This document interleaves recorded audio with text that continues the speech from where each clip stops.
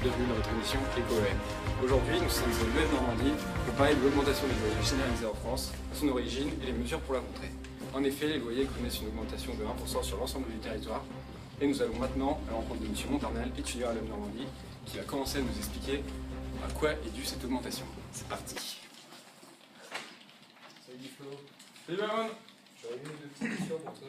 J'ai travaillé sur le sujet. Bah je t'écoute, avec plaisir. Est-ce que tu pourrais commencer à m'expliquer les augmentations du loyer en France? Le loyer en France.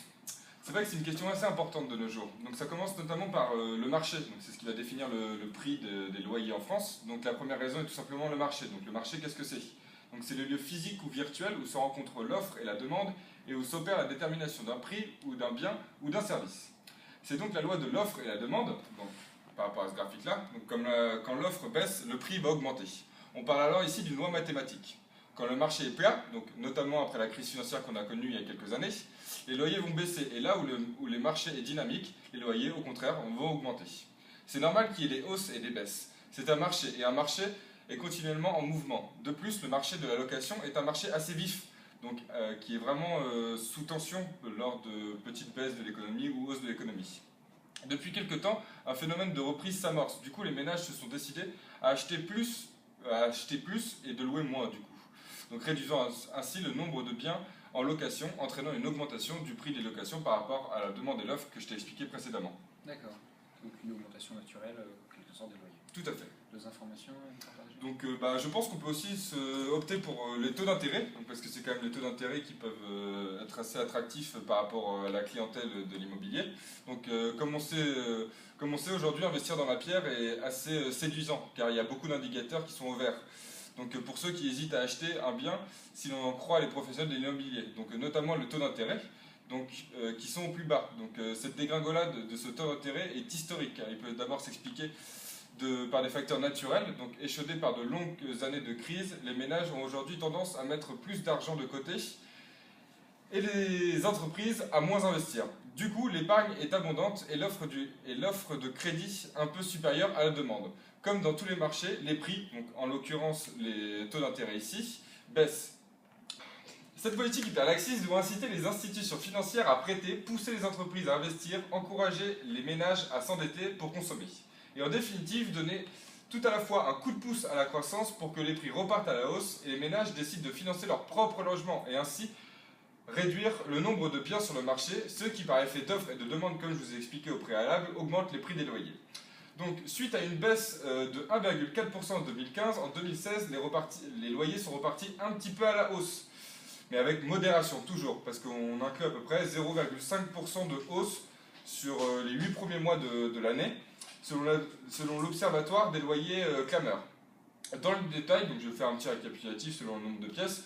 Donc les loyers stagnent et progressent très très lentement pour l'accroissement des prix de loyer. Donc notamment pour les studios d'une pièce, donc qui n'ont pratiquement pas bougé, donc une augmentation de 0%. Pour les 3 et 4 pièces, donc on a une légère augmentation de 0,2%, mais progresse de 1%. Et pour les 2 pièces et 5 pièces et plus, on a une augmentation de 1,5%, donc ce qui est à peu près assez minime. Donc j'espère que ça a pu vous éclairer toutes les petites connaissances que j'ai pu vous apporter selon vos questions. Merci Flo. Il n'y a pas de souci. C'est génial. Maintenant, on va rejoindre Monsieur Lebot, qui va nous apporter les dernières explications dues à cette augmentation. Ah, pas de moi, je cherchais. Salut Baron. Moi, j'en ai une ou deux questions pour toi. Ouais, pas de souci. Est-ce que tu pourrais m'expliquer l'action de l'État pour encadrer l'augmentation des loyers en France? Ouais, pas de souci. Alors, pour la ville de Paris, une mesure récente a été instaurée par l'État. Alors, en quoi consiste cette loi? Eh bien, d'après le décret 2015-650 du 10 juin 2015, ce décret suppose la publication d'un arrêté préfectoral fixant les montants des loyers de référence applicables localement. Donc, attention, ce décret consiste à limiter les hausses des loyers remis en location ou réévalués en fin de bail, mais il n'est donc pas applicable pour des loyers en cours de location. La hausse des loyers vont être limitées à l'évolution de l'indice de référence des loyers. Des conséquences pour Alors, suite à cette mesure? Oui, bien sûr, il y a des conséquences suite à cette mesure. Donc les conséquences de cette loi, c'est qu'on a vu une baisse du nombre des appartements à louer et une hausse des biens à vendre. Comme il y a un encadrement des loyers qui a été décidé donc, par l'État pour lutter contre la hausse des loyers et faciliter l'accès au logement en français, les propriétaires immobiliers utilisent des moyens détournés pour contrer cette loi. Donc forcément, il va y avoir des effets pervers à cette loi. Donc des loyers en baisse signifie des rentabilités également en baisse pour les investisseurs. De plus, les propriétaires vont avoir tendance à ne plus louer de façon normale leurs biens, mais passer par d'autres moyens détournés, tels que Airbnb ou d'autres sites de location. Donc l'offre de biens à louer va se raréfier. Voilà, j'espère que j'ai répondu à tes questions. Merci pour les éclairages.